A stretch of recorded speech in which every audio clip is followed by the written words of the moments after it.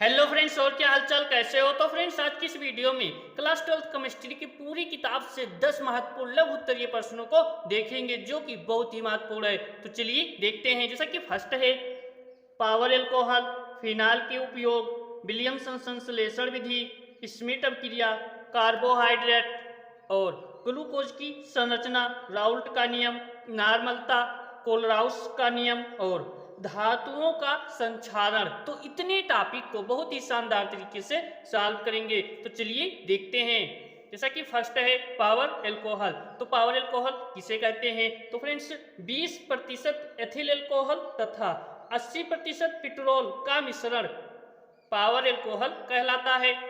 Next है phenol के उपयोग। फिनाल के उपयोग देखेंगे।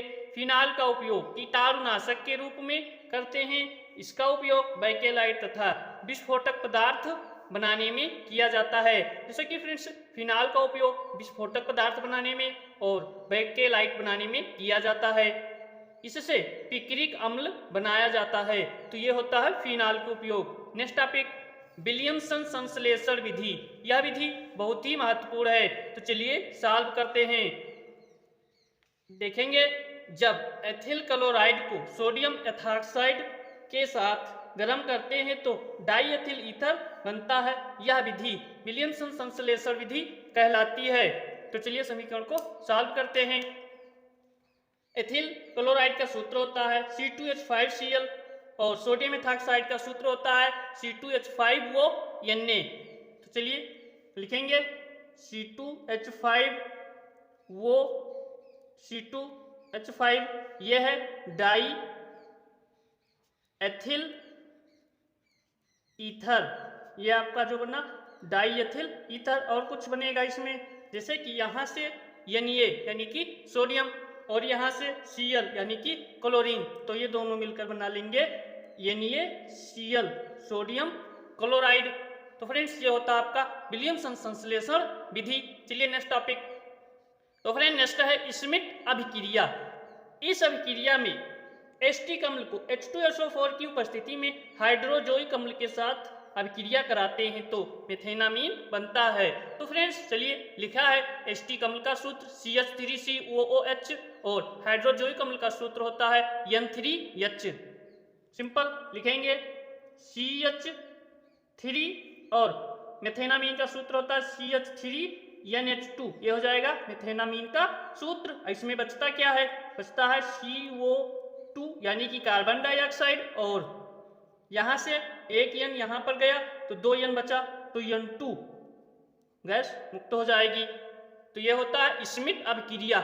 जब हम एस्टिक अम्ल को हाइड्रोजोइक अम्ल के साथ अभिक्रिया कराएंगे तो मेथेनामीन प्राप्त होगा। यह अभिक्रिया स्मिट अभिक्रिया कहलाएगी। नेक्स्ट है कार्बोहाइड्रेट। वह कार्बनिक यौगिक जो शरीर के लिए ऊर्जा प्रदान करते हैं कार्बोहाइड्रेट कहलाते हैं। जैसा कि इनका मुख्य स्रोत है, कार्बोहाइड्रेट का मुख्य स्रोत गन्ना, चुकंदर, आलू आदि और बहुत से हो सकते हैं, दूध, ये भी कार्बोहाइड्रेट के अंतर्गत आते हैं। तो वह कार्बनिक यौगिक जो शरीर के लिए ऊर्जा प्रदान करते हैं कार्बोहाइड्रेट कहलाते हैं। अब हमारा आता है नेक्स्ट टॉपिक, ग्लूकोज की संरचना। जैसे कि फ्रेंड्स, ये भी बहुत ही अपने आप में महत्वपूर्ण टॉपिक है। तो इसका सूत्र होता है C6H12O6। तो चलिए ग्लूकोज की संरचना बनाते हैं। लिखेंगे CHO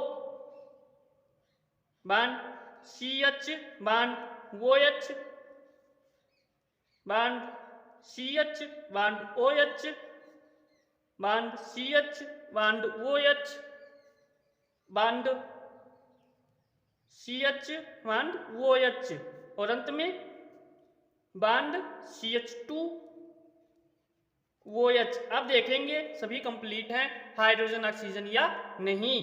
तो सबसे पहले कार्बन देखते हैं। तो एक कार्बन, 2 3 4 5 और एक ये 6 कार्बन कंप्लीट है। हाइड्रोजन देखेंगे तो एक हाइड्रोजन, 2 3 4 5 6 7 8 9 2 11 और एक 12। हाइड्रोजन भी कंप्लीट है। ऑक्सीजन 1 2 3 4 5 6, यानी कि यह ग्लूकोज का सही संरचना बन गया।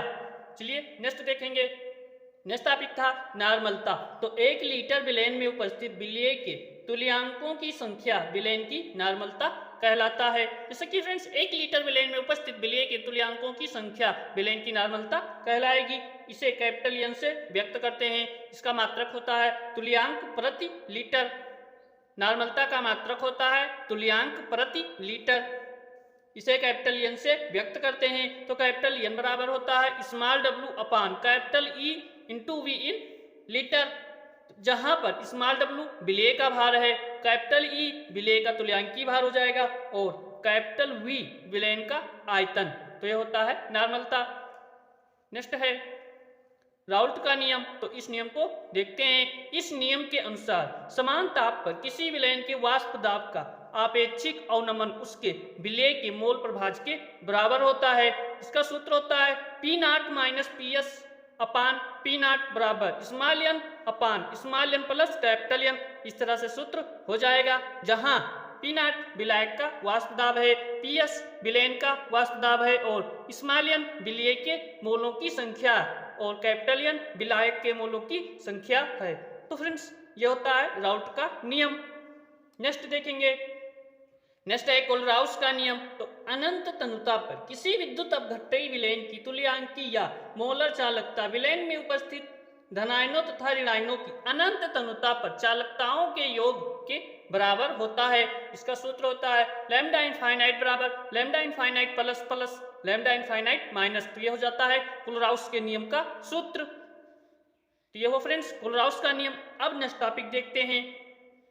नेक्स्ट टॉपिक था धातुओं का संक्षारण। तो देखेंगे जब किसी धातु को नम वायु में रखा जाता है तो उसके पृष्ठ धीरे धीरे नष्ट होने लगती हैं। यह क्रिया संक्षारण कहलाती है। जैसे लोहे पर जंग लगना, चांदी का बदरंग होना आदि संक्षारण के उदाहरण हैं। तो फ्रेंड्स ये थे क्लास 12th केमिस्ट्री के 10 महत्वपूर्ण। मिलते हैं नेक्स्ट वीडियो में। तब तक के लिए बहुत धन्यवाद फ्रेंड्स।